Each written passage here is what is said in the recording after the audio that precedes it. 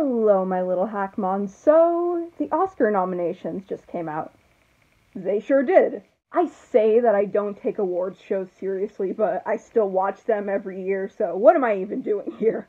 But this year is special because it is very, very rare that I want one movie to basically sweep the awards. And it's even more rare that I think that movie is actually going to do well. That movie, of course, is Oppenheimer. I don't really know what to say that hasn't been said already. It's probably the top movie I've seen that came out this year. It has 13 nominations, which is the most out of any movie this year, so I'd say it has a good shot of winning at least one. The categories that I would actually bet money on Oppenheimer winning are Best Picture, Director, Actor, Cinematography, and Sound.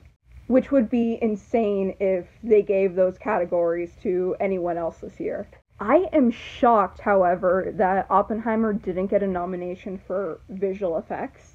I saw the behind the scenes documentary. If you like that movie, it's a must see. It comes with the DVD. And they did all that stuff by hand. They had to experiment. None of it was CGI. It was really amazing looking behind the scenes. So the Academy is out of their minds for not even considering this for visual. It did get nominated for visual? Guardians of the Galaxy. Yes, they are choosing to nominate the Marvel movie over the movie that's visual effects are groundbreaking. I'm all for more critical acceptance of mainstream movies and franchises, but really? This is the hill you die on? The new Indiana Jones got a Best Score nomination, which is pretty cool. I like that movie. It was fun. A lot of people seem to hate it, which I don't get why all the backlash, but yeah, it was a nice way to spend an afternoon.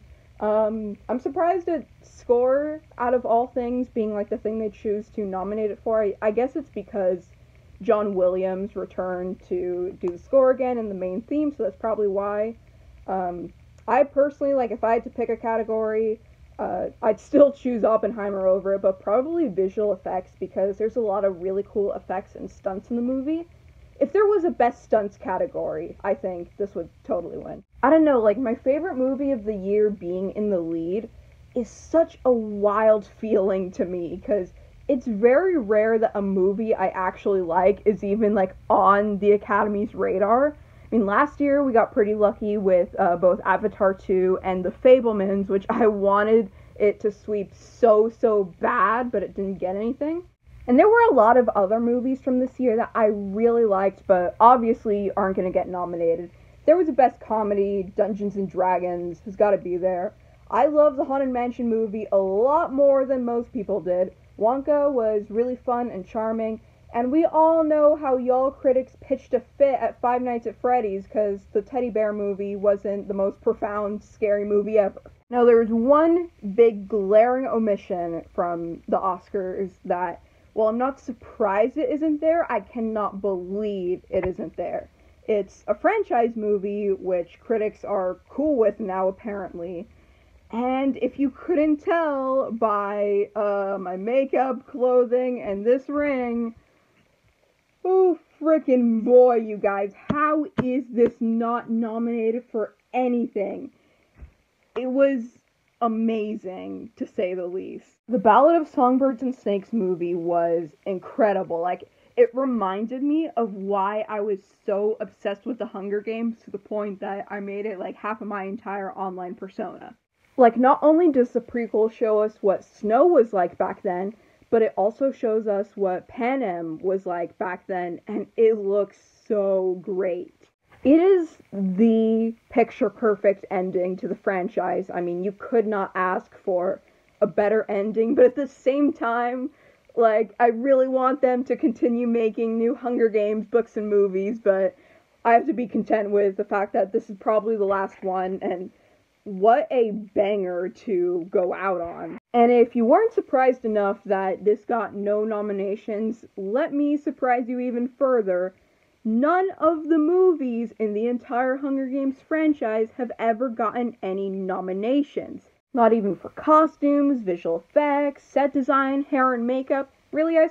Not even hair and makeup when you got Effie Trinket right there. And now would be a great time for the Academy to rectify that, if not just for The Ballad of Songbirds and Snakes, but I'd consider it a win for the franchise as a whole, if it had any nominations.